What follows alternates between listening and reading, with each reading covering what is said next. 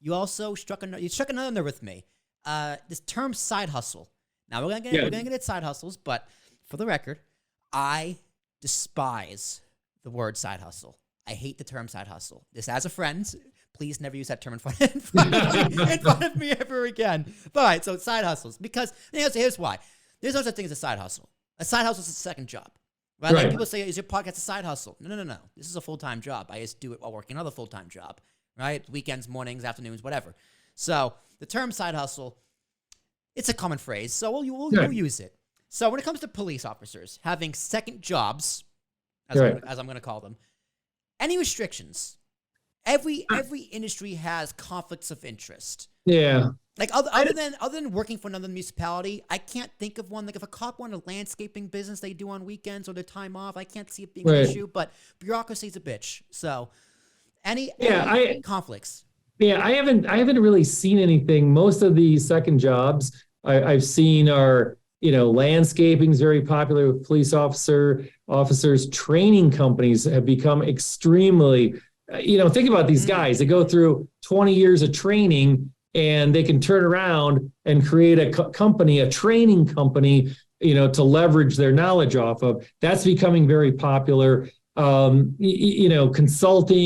has become popular too. But again, the profession kind of lends itself to that because, many times you might have 4 days on and 3 days off. And so you work a 10-hour day. Well, now you got 3 days off and you can go do landscaping, cut down tree, whatever the case may be.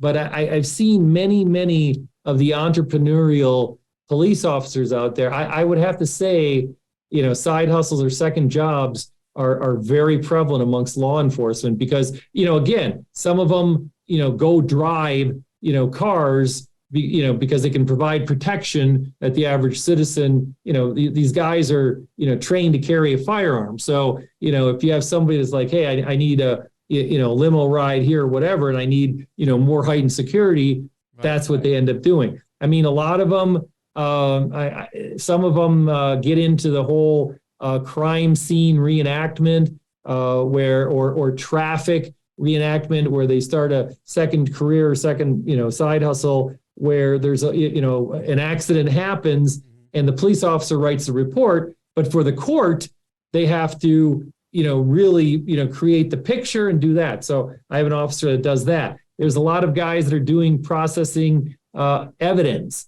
Something happens and the evidence has got to be processed in a certain chain of custody. We all learned that with O.J. Simpson, so that, it's done the right way. So there's a lot of, like I said, there's a lot of specialized training, these guys get that they turn in and they leverage off of it. And to me, I think it's a good idea because what ends up happening is, again, they end up retiring, typically rather early, mid-50s, and, they're like, hey, I need something to do for next 10, 15 years. Yeah. And they one right into the other. Yeah. I mean, I have a police officer who's wildly successful.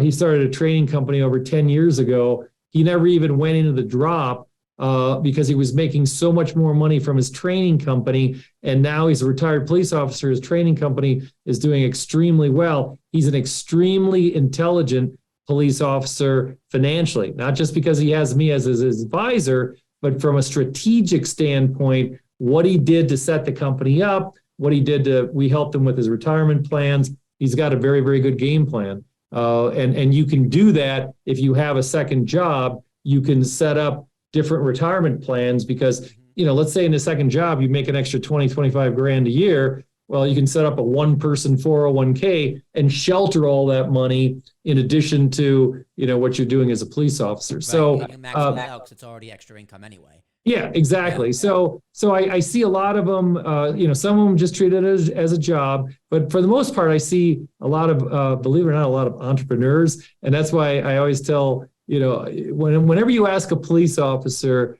they're like, like my son's thinking about becoming a police officer. And I've grilled him over and over again because I said, every police officer I've talked to has said, don't get a criminal justice degree and, totally worthless degree. Yep, when it comes to law enforcement. What you want to get is a business degree. And, that's really what they need is a business degree to understand, what to do with their second job. So it's interesting. My buddy of mine from college, he was a criminal justice major, and now he sells commercial real estate. So yeah. it's very valuable what he did with that. So right. shout out to my buddy Kevin. I'm glad he's doing well. The landlord on Instagram, he's doing very, very well.